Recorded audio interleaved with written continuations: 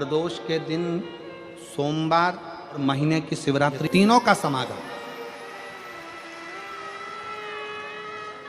तीन संयोग, सोमवार, प्रदोष, महीने की मासिक शिवरात्रि, तीनों का संयोग बन गया। एक निवेदन सभी श्रोता बहन भाइयों से, कथा आस्था चैनल पर जो सुन रहे हैं, फेसबुक यूट्यूब पर जो सुन रहे हैं और पंडाल में बैठकर जो सुन रहे हैं, जिस दिन दिल से हारो ना,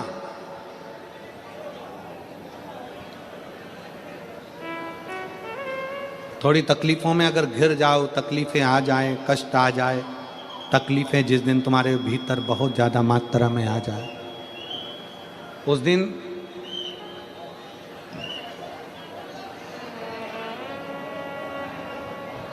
तीन बेलपत्र,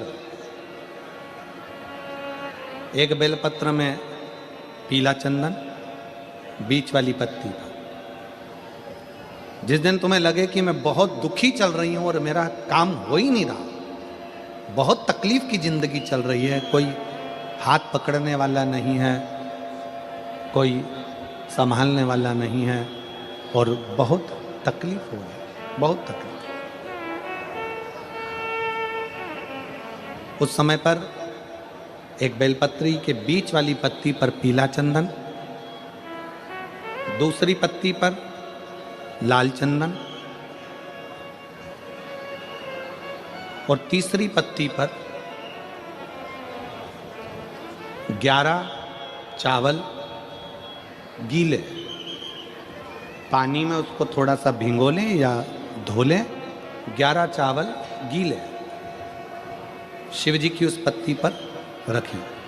सबसे पहला पीला चंदन का बेलपत्र, दूसरे नंबर पर लाल चंदन का बेलपत्र, तीसरे नंबर पर जो 11 चावल आपने धोकर रखे हैं वो हाथ की हथेली में रखना है और हाथ की हथेली में रखकर अपनी कामना कर कर भगवान शंकर से विनय कर कर पंचाक्षर मंत्र नमः शिवाय या षडाक्षर मंत्र ओम नमः शिवाय या श्री शिवाय नमस्तुभ्यम बोलकर उस बेलपत्र पर सीधे हाथ में रखकर उल्टे हाथ का स्पर्श कर कर बाबा से अपने मन के भाव कहकर शंकर के शिवलिंग पर उसे समर्पित कर दीजिए। एक ही लोटा जल,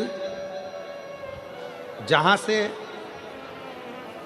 जल बहता है अशोक सुंदरी वाली जगह, एक ही लोटा जल जहां से जल बहता है उस जल बहने वाली जगह पर 3 बार उस जल को अपनी कामना कर कर श्री शिवाय नमस्तुभ्यम या पंचाक्षर मंत्र या षडाक्षर मंत्र बोलकर 3 बार उस स्थान पर गिरा दीजिए।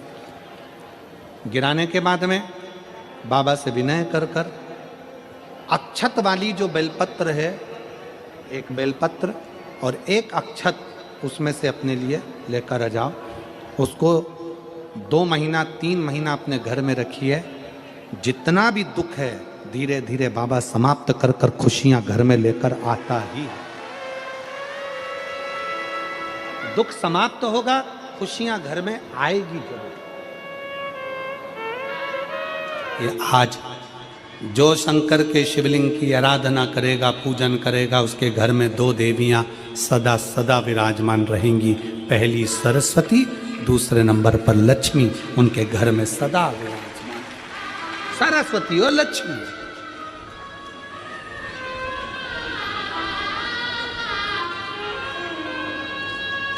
एक देवी का फूल होता है,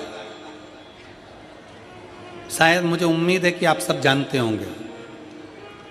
एक देवी का फूल होता है जिसको जायसोन या गूलर का फूल भी कहते हैं, घंटी वाला फूल भी कहते हैं, लाल कलर का होता है।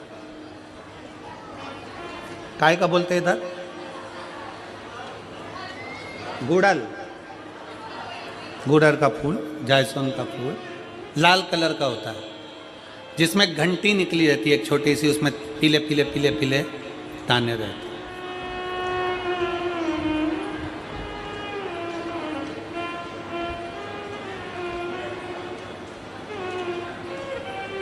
अगर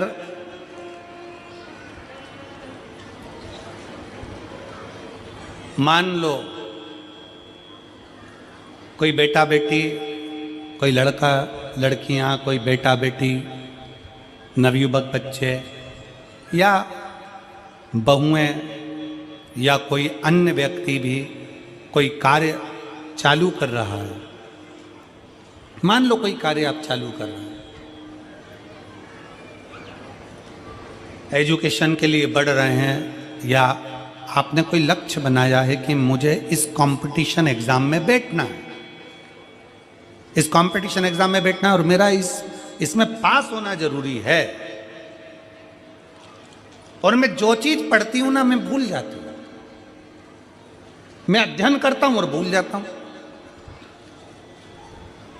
कई माताएं भी ऐसी हैं 40, 45, 50 साल, 60 साल की हो गई, 60, 70 साल की हो रही हैं, कई बार कह देती हैं मेरी याददाश्त ठीक नहीं है, मैं कोई सामान रखती हूँ भूल जाती हूँ, मेरी याददाश्त में नहीं रहती। कोई भाई लोग कह देते हैं मेरी याददाश्त में नहीं रहता, भूल जाता हूँ। कोई कहकर गया मुझसे बात कर लेना और मैं भूल गया कि मेरे को उससे बात करना था। कई बार मुझे मनी मंजिल तक पहुंचना है। तो शिव महापुराण की कथा कहती है आप अपने परिश्रम को 4 गुना बढ़ाओ, मेहनत 4 गुना करो, पढ़ाई 4 गुना करो, अध्ययन 4 गुना करो, दिन रात एक कर दो। और साथ में जो अशोक सुंदरी की जगह है, ये शिवलिंग समझ लेना जरा, ये जलाधारी पार्वती जी का हस्त कमल, ये शिवलिंग, ये जलाधारी, और यहां से जल बहता है। राइट में गणेश जी, लेफ्ट में कार्तिकेय जी, और बीच में जम के बोलो जरा अशोक सुंदरी। ये बीच की जगह जो घंटी वाला फूल होता है, जिसको आप लोग जायसन बोलें कि आपके क्षेत्र में गुलर बोलें, देवी जी को चढ़ता है। देवी जी का अति प्रिय पुष्प है, माता रानी का वो लाल पुष्प अति प्रिय। उसी पुष्प को ये बेलपत्र की जो डंडी होती है, बेलपत्र की जो डंडी का भाग होता है, उस घंटी का भाग उसी डंडी की ओर होना चाहिए। जैसे फूल की जो अंदर की घंटी जो निकली हुई है, उसका भाग ऐसा डंडी की ओर होना चाहिए। मतलब आपको बेलपत्री पर ये फूल को इस तरह से रखना पड़ेगा। मतलब उसका जो घंटी का भाग है, हाँ लाइए फूल लाओ, जेरा फूल मिल गया वो।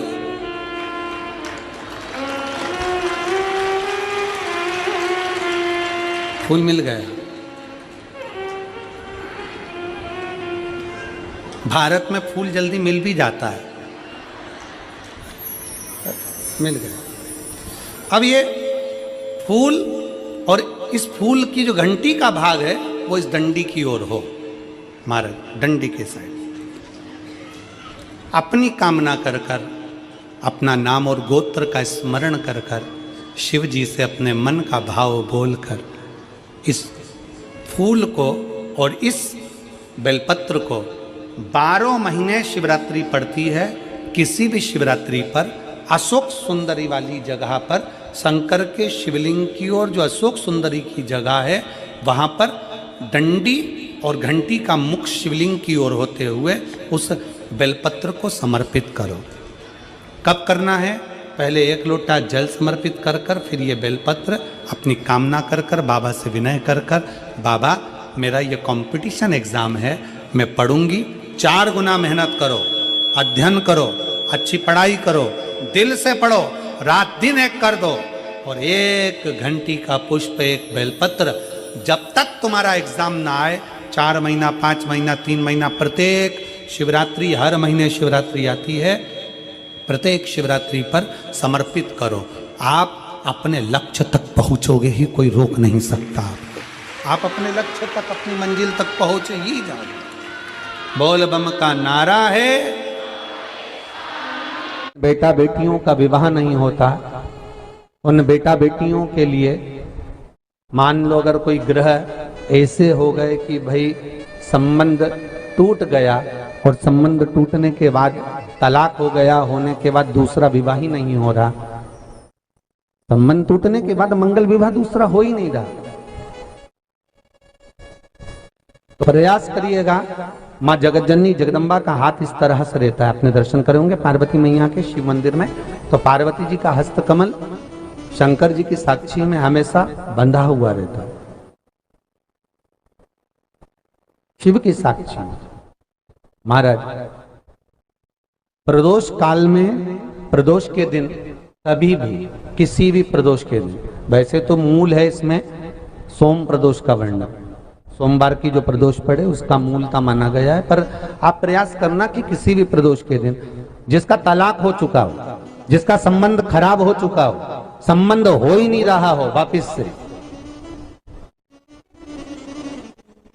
सोम प्रदोष के दिन जहां मां जगतजननी का हस्त कमल बंधा रहता है और शंकर भगवान का शिवलिंग है। आप लोगों ने कथा सुनी होगी कि सबसे पहली यज्ञोपवीत संस्कार, सबसे पहला यज्ञोपवीत संस्कार किसका हुआ था और किसने किया था? महाराज सबसे पहला यज्ञोपवीत माता ललिता देवी ने भगवान शंकर को यज्ञोपवीत धारण करवाया था।